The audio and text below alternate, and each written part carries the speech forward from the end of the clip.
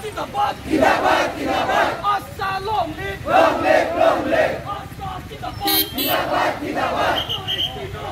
No rest, no rest. No ST, no rest. No rest, no rest. No ST, no rest. No rest, no rest. Assa Zindabad, Zindabad, Zindabad. We want Zindabad, Zindabad, Zindabad. We want Zindabad, Zindabad, Zindabad. No ST, no rest. No rest, no rest. No ST, no rest. No rest, no rest. No ST, no rest. No rest, no rest. No ST, no rest. No rest. ছাত্ৰখণ্ডা খৰিপুৰ জিলা কমিটিৰ উদ্যোগত আমি সাংস্কৃতিক নগৰী তেজপুৰ চহৰৰ মাজমজিয়াত আজি 2 ঘণ্টীয়া অৱস্থান ধৰ্মঘট কাৰ্যসূচী লৈছো।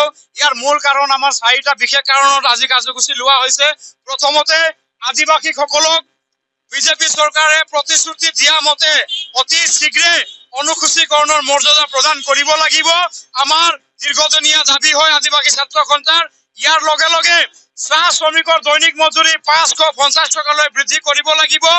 আদিবাসী জনগোষ্ঠীয়ে বনাঞ্চলত বসবাস কৰা আদিবাসী জনগোষ্ঠীয়ে 2006 ফৰেষ্ট জুৱেলাৰ এক অধীনত বনাঞ্চলত ম্যাদী পট্টা মাটিৰ পট্টা প্ৰদান কৰিব লাগিব। লগে লগে চাহ শ্ৰমিকে বসবাস কৰা থকা চাহ বাগিচা অঞ্চলৰ মাটিৰ ম্যাদী পট্টা প্ৰদান কৰিব লাগিব। আৰু চাহ শ্ৰমিকৰ দৈনিক মজুৰি 550 টকালৈকে বৃদ্ধি কৰাৰ দাবীৰে আজি আমি আদিবাসী ছাত্ৰ সন্থাই 2 ঘণ্টীয়া অৱস্থান ধৰ্মঘট মানে কাৰ্যসূচী ৰাখিছো। আপোনাৰ যোগেদি আমি এইখন বিজেপি চৰকাৰক খুকিয়াই দিব বিচাৰিছো। বিজেপি চৰকাৰে যেতিয়া শাসনলৈ অহা নাছিলে তেখেতসকলে কৈছিলে আমাৰ এই চিধা চাধা আদিবাসী মানে সৰল খৰা আদিবাসী জনগোষ্ঠী তেখেতসকলে কৈছিলে আদিবাসী জনগোষ্ঠী আমাক ভোট দিয়ক। আপোনালোকে ভোট দিয়াৰ পিছত 6 মাহৰ পিছতে মানে বিজেপি চৰকাৰে আমাক জনজাতিকৰণৰ মৰ্যাদা প্ৰদান কৰিম বুলি তেখেতসকলে প্ৰতিশ্ৰুতি দিছিলে। তেখেতসকলে কৈছিলে চাহ শ্ৰমিকসকলৰ দৈনিক মজুৰি ন্যূনতম মজুৰি আইন 1948 চনত 1948 মতে ন্যূনতম মজুৰি আইন চাহ বাগিচা অঞ্চলত লাগু কৰিম বুলি কৈছিলে।